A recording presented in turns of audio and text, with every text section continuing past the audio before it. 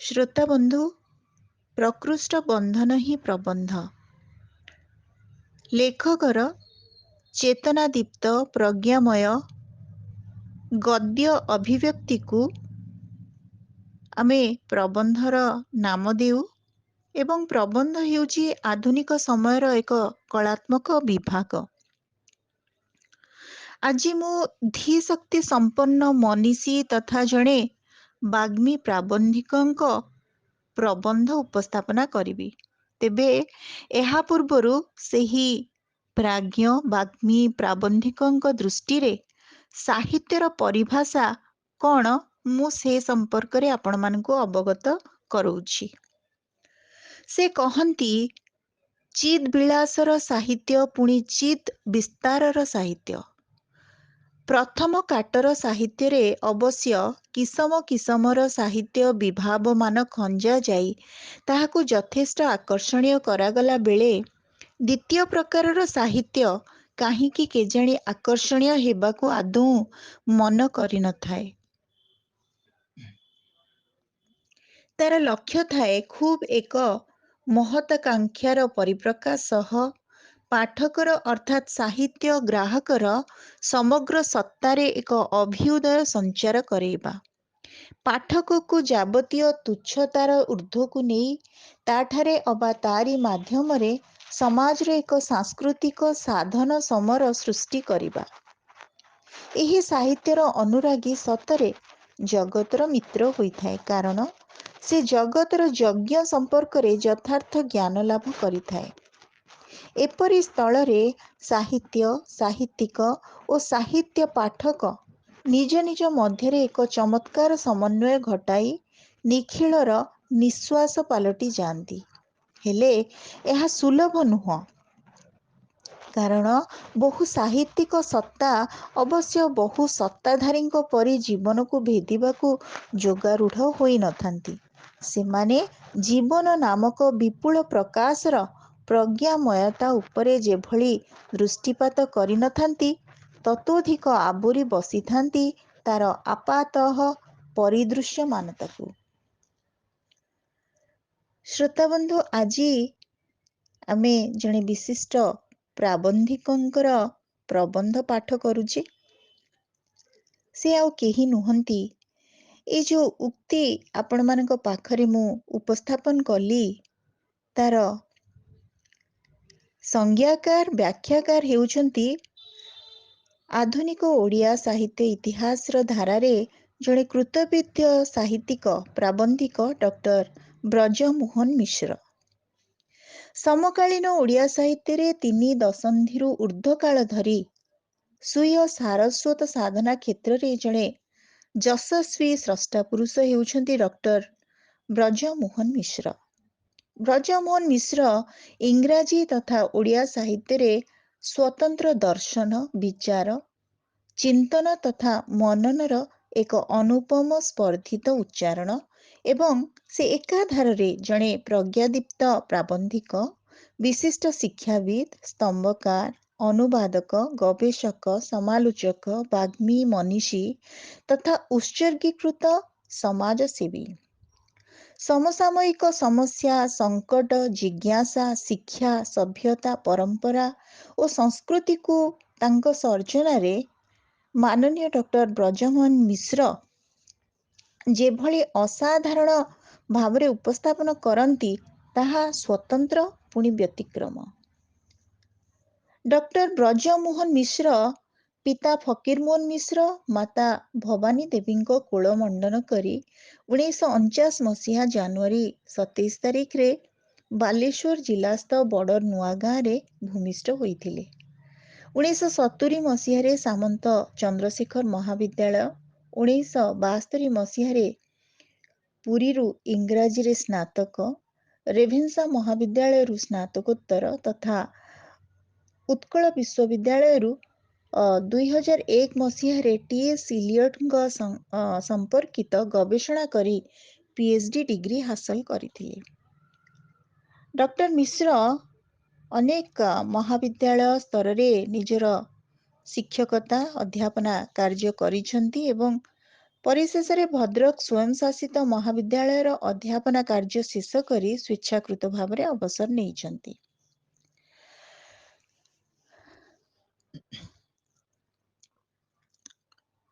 Doctor Brajamohan Mishra ଜଣେ କୃତବିଦ୍ୟ ଶିଳ୍ପୀ ବୋଲି ଆମେ ଜାଣିଛେ। ତେବେ ତାଙ୍କର ଦିନଲିପି ବା ଡାଏରୀ ଢାଞ୍ଚାରେ ଲିଖିତ କେତୋଟି ଆଲୋଚନାକୁ ନେଇ ଏକ ସୁନ୍ଦର ପୁସ୍ତକ ରହିଛି, ଯାହାର ନାମ ହେଉଛି ସମ୍ବୋଧି। ଏତଦ୍ ବ୍ୟତୀତ ଦଳ ସତ୍ୟ ଜଗତ ମିଥ୍ୟା, the poetry of T S. Eliot, Mahatma ବନାମ Gandhi, Nabakrushna Choudhury, god in human form, Skanda Purana, in quest of happiness, a comparative study of tribal culture and issues in Odia and Assamese tribal novels. Chittaranjan ଦାସଙ୍କ ଶ୍ରେଷ୍ଠ ପ୍ରବନ୍ଧ ପ୍ରୀତି ଓ ପ୍ରତ୍ୟୟ, the golden jackal and other stories, contours of liberation ଇତ୍ୟାଦି ତାଙ୍କର ପ୍ରମୁଖ ସୃଷ୍ଟି। ଓଠରୁ ନୁହେଁ ଏକ ପ୍ରବନ୍ଧ ସଂକଳନ, ଯାହାକି ଡକ୍ଟର ବ୍ରଜମୋହନ ମିଶ୍ରଙ୍କର ଏକ ଉଲ୍ଲେଖନୀୟ କୃତି। ଡକ୍ଟର ମିଶ୍ର ତାଙ୍କର ସାରସ୍ୱତ ସାଧନା ନେଇ ଉତ୍କଳ ବିଶ୍ୱବିଦ୍ୟାଳୟରୁ ଗାନ୍ଧୀ ମେମୋରିଆଲ ଗୋଲ୍ଡ ମେଡାଲ ଲାଭ ସହିତ ରାଞ୍ଚି ବିଶ୍ୱବିଦ୍ୟାଳୟରୁ ରୌପ୍ୟ ପଦକ ଲାଭ କରିଛନ୍ତି। ଏତଦ୍ ବ୍ୟତୀତ ଓଡ଼ିଶା ସାହିତ୍ୟ ଏକାଡେମୀ ସମ୍ବର୍ଦ୍ଧନା, ଉତ୍କଳ ସାହିତ୍ୟ ସମାଜ ତରଫରୁ ପ୍ରଫୁଲ୍ଲ ଦାସ ଅନୁବାଦ ପୁରସ୍କାର, ପ୍ରଜ୍ଞା ଭାରତୀ ଉପାଧି ଇତ୍ୟାଦି 30ରୁ ଊର୍ଦ୍ଧ୍ୱ ଅନେକ ସମ୍ମାନ ସମ୍ବର୍ଦ୍ଧନା ଲାଭ କରିଛନ୍ତି। ଶ୍ରୋତାବନ୍ଧୁ, ଆଜି ଡକ୍ଟର ବ୍ରଜମୋହନ ମିଶ୍ରଙ୍କର ଓଠରୁ ନୁହେଁ ପ୍ରବନ୍ଧ ସଂକଳନସ୍ଥ ଏକ ସୁନ୍ଦର ମନୋଜ୍ଞ ପ୍ରବନ୍ଧ ଆମେ ପାଠ କରିବା, ଶୁଣିବା, ଯାହା ଆପଣମାନଙ୍କର ଚେତନାକୁ ବ୍ୟାପ୍ତି ଦେବ ଏବଂ ଆପଣମାନେ ଜୀବନର ଏକ ସୁନ୍ଦର ଉପଲବ୍ଧିକୁ ଆହୁରି ନିକଟରୁ ଅନୁଭବ କରିପାରିବେ। ଡକ୍ଟର ବ୍ରଜମୋହନ ମିଶ୍ରଙ୍କ ଦ୍ୱାରା ଲିଖିତ ଓଠରୁ ନୁହେଁ ପ୍ରବନ୍ଧ ସଂକଳନସ୍ଥ ଚେତନାର ସଖ୍ୟ ପ୍ରବନ୍ଧକୁ ମୁଁ ଆପଣମାନଙ୍କ ନିକଟରେ ଉପସ୍ଥାପନ କରୁଛି। ଜୀବନ ସାଙ୍ଗ ଲୋଡ଼େ, ସାଥୀଟିଏ ପାଇବାକୁ ଖୁବ୍ ବ୍ୟାକୁଳ ହୁଏ ଏବଂ ପାଇଗଲେ ସବୁକିଛି ସେ ପାଇଗଲା ବୋଲି ବୋଧ କରି ଆନନ୍ଦିତ ହୁଏ। କେଉଁ ସାଙ୍ଗ ସତରେ ସେ, ଯାହାର ଉପସ୍ଥିତିକୁ ଆଗ୍ରହରେ ଅପେକ୍ଷା କରେ ଜୀବନ? କ'ଣ ତାର ବୈଶିଷ୍ଟ୍ୟ? ସତରେ ସେ ସାଙ୍ଗ ବୋଲି ଜୀବନ କିପରି ଜାଣିପାରିବ? ଏସବୁ ପ୍ରଶ୍ନ ମଧ୍ୟ ଜୀବନ ପଚାରିବା ଆବଶ୍ୟକ। ଯେଉଁ ସଖ୍ୟକୁ ସେ ଅନ୍ତର ଭରି ଖୋଜୁଥିବ, ସେହି ଖୋଜାରେ ତ ତାର ସାଥୀଟିଏ ଥାଏ, ଅର୍ଥାତ୍ ଖୋଜିବାର ପବିତ୍ରତା ଆଉ ଏକନିଷ୍ଠତାରେ ସେ ସାଥୀ ମିଳେ। ଅନ୍ୟ କୌଣସି ଉପାଦାନରେ ହୁଏତ ଅନ୍ୟ କେଉଁ ପ୍ରକାରର ସାଥୀ ମିଳୁଥାଇପାରେ, ହେଲେ ଜୀବନ ଯେଉଁ ସାଙ୍ଗକୁ କେତେ ସତୃଷ୍ଣତାରେ ଅନେଇଥାଏ, ତାହା କେବଳ 16 ଅଣା ପବିତ୍ରତା ଓ 16 ଅଣା ଅନନ୍ୟ ଭାବରେ ମିଳେ। ସେହି ସାଙ୍ଗକୁ ଚେତନା କହିବା ଯାହା, ଖାଲି ସାଙ୍ଗର ଡାକକୁ ଖୋଜାକୁ ଯେପରି ଅପେକ୍ଷା କରିଥାଏ, ଯେଉଁ ଡାକ ନିର୍ମଳ, ନିର୍ବିକାର ଏବଂ ନିର୍ବିଶେଷ ହୋଇଥାଏ। ଜୀବନରେ ସବୁ କାମ କରୁଥିଲେ ବି ଏଇ ଡାକ ବା ଖୋଜା କରିଚାଲି ପାରିବ। ସବୁବେଳେ ସେ ମନେ କରିବ, ହଁ, ଦୃଢ଼ ଭାବେ ବିଶ୍ୱାସ କରିବ, ତାର ସ୍ଥିତି, ଗତି, ପ୍ରଗତି ହିଁ ଏଇ ସାଙ୍ଗର ସଖ୍ୟ ଉପରେ ସମ୍ପୂର୍ଣ୍ଣ ନିର୍ଭରଶୀଳ। ତାହା ନହେଲେ ହୁଏତ ତାର ସ୍ଥିତି ଥାଇପାରେ, ଗତି ମଧ୍ୟ ରହିପାରେ, ପୁଣି ପ୍ରଗତିର ଭେକରେ ଦୁର୍ଗତି ଗୁଡ଼ା ଭିତରକୁ ପଶି ଆସି ତାକୁ ଭାରି କ୍ଳାନ୍ତ, ଅବସନ୍ନ ବି କରିଦେଇପାରେ। ପକ୍ଷାନ୍ତରେ ଚେତନା ସଙ୍ଗୀର ବନ୍ଧୁତାରେ ସେ କୌଣସି ସ୍ଥଳରେ ବି ବାଟ ହୁଡ଼େ ନାହିଁ। କାରଣ ଏହା ଏପରି ଏକ ସମର୍ଥ ଶକ୍ତି, ଯାହାର ଧର୍ମ ଓ କର୍ମ ହେଉଛି ଜୀବନ ରୂପକ ସଖା ସହ କେବଳ ରାଜଦ୍ୱାର ଠାରୁ ଶ୍ମଶାନ ଯାଏ ରହିବ ନାହିଁ, ଅଧିକନ୍ତୁ ଏଥିରେ ଜୀବନ ସହ ମିଶିଗଲେ ଆହୁରି କେତେ କେତେ ଅଦୃଶ୍ୟ ଅଥଚ ବିପଦପୂର୍ଣ୍ଣ କ୍ଷେତ୍ରରେ ମଧ୍ୟ ତା ସହ ଭିଡ଼ି କରି ରହିବ।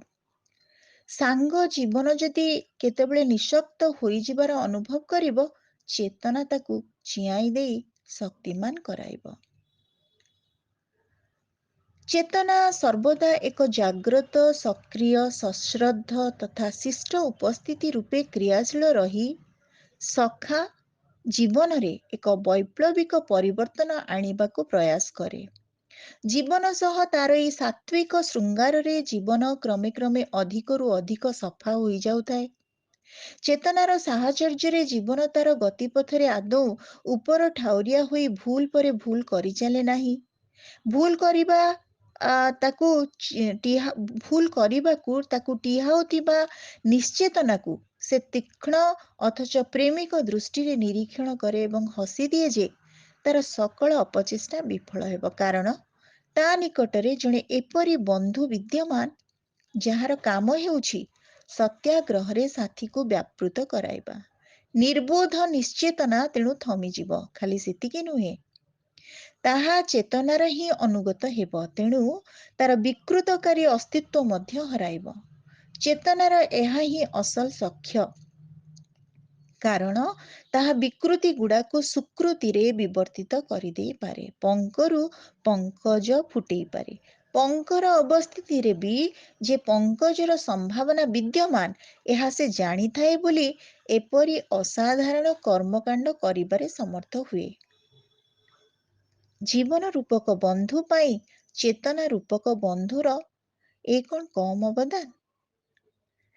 ଏଇ କ୍ରମରେ କାମୀ ବିଲ୍ୱମଙ୍ଗଳର, ପ୍ରେମୀ ବିଲ୍ୱମଙ୍ଗଳର ହେବା କଥା ମନକୁ ଆସିଯାଏ।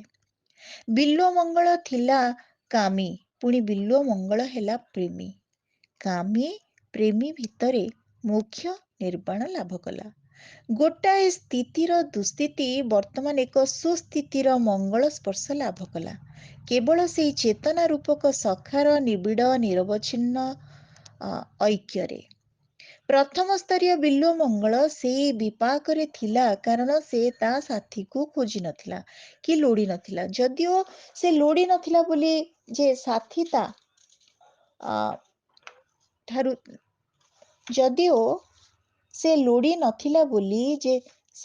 ତା ଠାରୁ ଦୂରରେ ଥିଲା କି ଦୂରେଇ ଥିଲା ତାହା ନୁହେଁ।